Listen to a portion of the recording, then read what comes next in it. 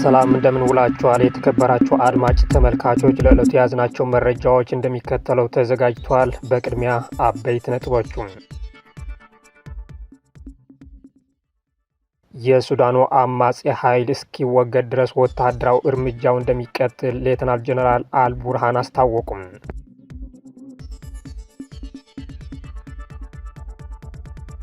ሂውማን ራይትስ ዎች እስራኤል በሊባኖስ በህገወጥ መንገድ ነጭ ፎስፎረስ ተጠቅማለች ሲል ወነጀለም።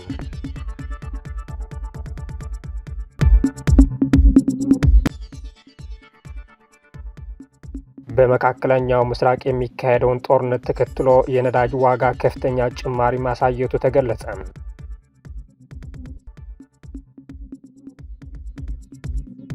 ሰላም እንደምን ውላችኋል። የዕለቱ አበይት ነጥቦችን በማስቀደም ዜናዎቻችን እንሆ። ቻናላችን ላይክ፣ ሼር እና ሰብስክራይብ እያደረጋችሁ አብራችን ቆዩም። የኢራን አዲሱ መንፈሳዊ መሪ ሞጅታባ ሐማኒ ሆነው ተመረጡ። አሜሪካና እስራኤል ከሳምንት በፊት በኢራን ላይ በፈጸሙት ጥቃት በተገደሉት የኢራን መንፈሳዊ መሪ አያቶላህ አሊ ሐማኒ ቦታም ሁለተኛ ልጃቸው ሞጅታባ ሐማኒ ተተክቷል።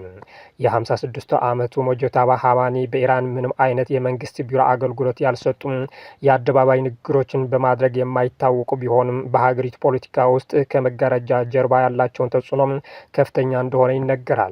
በፈረንጆቹ 1969 በሰሜን ምስራቅ ማሻሃድ ከተማ የተወለዱት ሞጅታባ ሐማኒ የሁለተኛ ደረጃ ትምህርታቸውን በቴህራን አላቪ መንፈሳዊ ትምህርት ቤት ተከታትለዋል።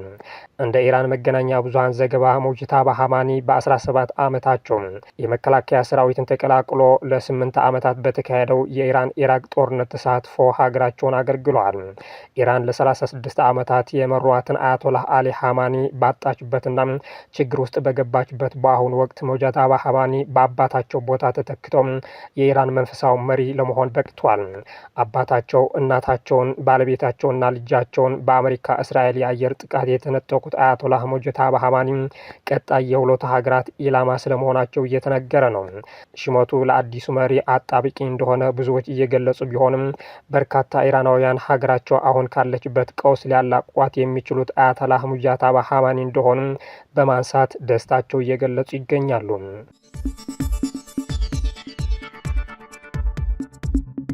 የሱዳኑ አማጺ ኃይል እስኪወገድ ድረስ ወታደራዊ እርምጃው እንደሚቀጥል ሌተናል ጄኔራል አልቡርሃን አስታወቁም። የሱዳን የሽግግር ላዕላዊ ምክር ቤት ሊቀመንበርና የጦር ኃይሎች ጠቅላይ አዛዥ ሌተናል ጄኔራል አብዱልፈታህ አልቡርሃን አማጺ ቡድኑ ሙሉ በሙሉ እስኪሸነፍ ድረስ ወታደራዊ ዘመቻው ተጠናክሮ እንደሚቀጥል በይፋ አስታውቋል። ሊቀመንበሩ እሁድ ዕለት ከአብዮታዊ መነቃቃት ምክር ቤት መሪ ሙሳ ሂላል ጋር በነበራቸው ውይይት የፈጥኖ ደራሽ ኃይሎችን አርኤስኤፍ ወረራ በመመከት ረገድ በሙስታሪሃ ቀጠና ለሀገር ሉዓላዊነትና ክብር ሲሉ ህይወታቸውን ለሰጡ ሰማዕታት የተሰማቸው ጥልቅ ሐዘን ገልጿል። ስብሰባው በሰሜን ዳርፉር ግዛት ያለውን ወቅታዊ የጸጥታ ሁኔታ እንዲሁም በሲቪል ነዋሪዎች ላይ የሚፈጸሙ የሰብአዊ መብት ጥሰቶችን በተመለከተ በዝርዝር መክረዋል ሲል የሱዳን ትሪቡን መረጃ አመልክቷል። ጄኔራል አልቡርሃን የሱዳን ጦር ኃይሎች አማጺውን ሙሉ በሙሉ በመደምሰስ በመላ ሀገሪቱ ሰላምና መረጋጋት እስኪሰፍን ድረስ ኦፕሬሽናቸው እንደሚቀጥሉ በድጋሚ ያረጋገጡ ሲሆንም የሱዳን ህዝብ ለመከላከያ ሰራዊቱ እያሳየ ያለውን ከፍተኛ ድጋፍ በማድነቅ ጦር ኃይሉ የሀገሪቱን ደህንነት የሚያስከብር የማይበገር የሀገር ጋሻ መሆኑን አጽንኦት ሰጥቶ ተናግሯል። በመካከለኛው ምስራቅ የሚካሄደውን ጦርነት ተከትሎ የነዳጅ ዋጋ ከፍተኛ ጭማሪ ማሳየቱ ተገለጸ። የዓለም የነዳጅ ዋጋ ከ3 ዓመት ተኩል በኋላ ለመጀመሪያ ጊዜ ዋጋው በበርሜል $110 በላይ መድረሱ ተገልጿል።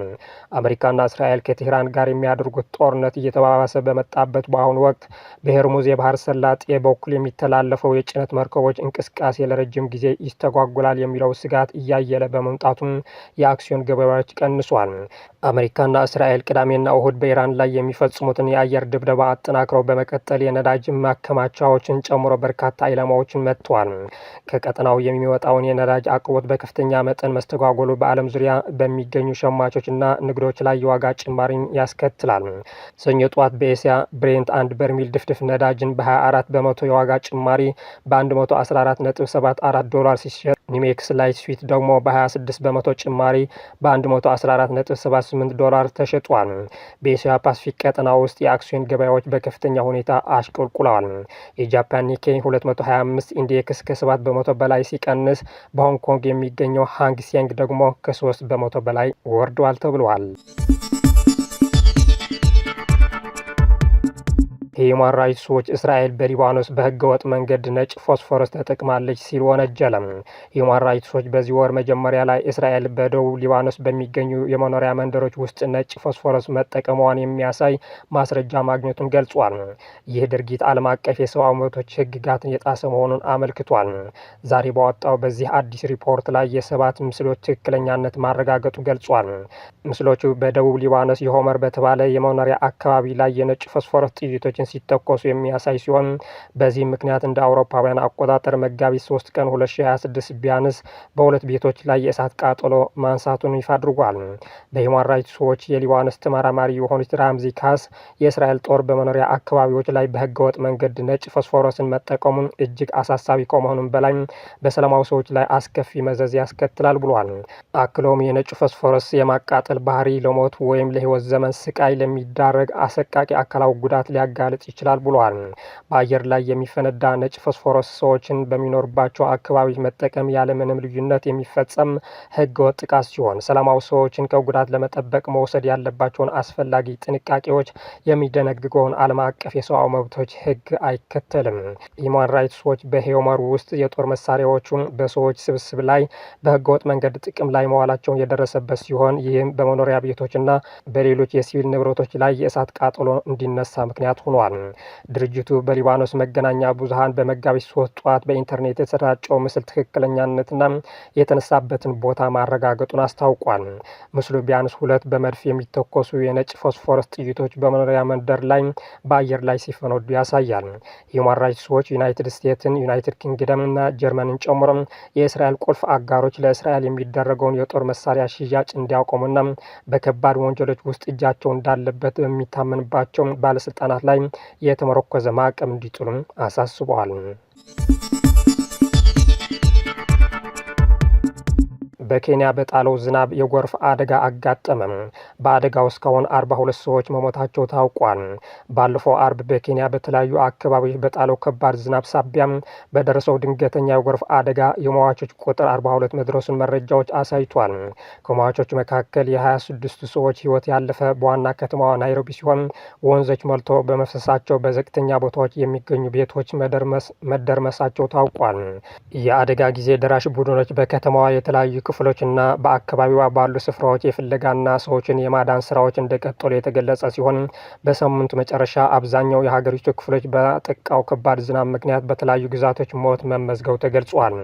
መንገዶች በጎርፍ በመጥለቅለቃቸው የትራንስፖርት እንቅስቃሴና የዕለት ተዕለት ስራዎችን መስተጓጎላቸውን የጠቆሙት መረጃዎች የሟቾቹ ቁጥር ከዚህ በላይ ከፍ ሊል እንደሚችልም ተሰግቷል።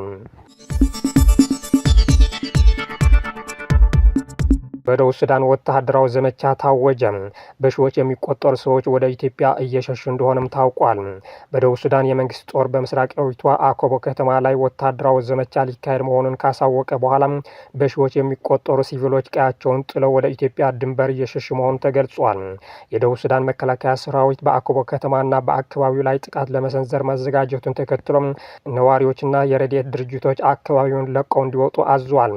ትዕዛዙን ተከትሎ ካለፈው ቅዳሜ ምሽት ጀምሮ ከፍተኛ ቁጥር ያለው ህዝብ ስደት መጀመሩን ተሰምቷል። ከተማዋ ባዶ እየቀረች መሆኗን የገለጹት የአካባቢው የሰብአዊ ጉዳዮች ኃላፊ ያለው ሴቶች፣ ህጻናትና አረጋውያን ጭምር ድንበር ተሻግሮ ወደ ኢትዮጵያ ገብተዋል ሲሉ ለጋዜጠኞች ገልጿል።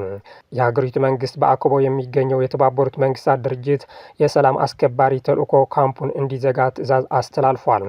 ጦርነቱ አላስፈላጊ የሆኑ የንጹሃን ጉዳቶችን እንዳያስከትል በሚል የቀረበው ትዕዛዙም በከተማዋ ተጠልለው በሚገኙ ከ82,000 በላይ ተፈናቃዮች ላይ ከፍተኛ ስጋት ደቅኗል።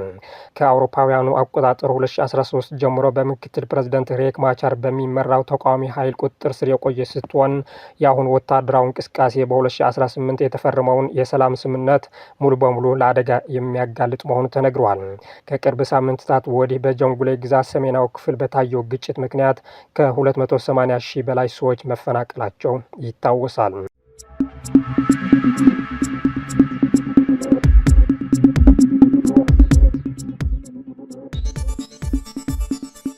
የዕለቱ ዜናዎች በዚያ በቃን። መልካም ቀን።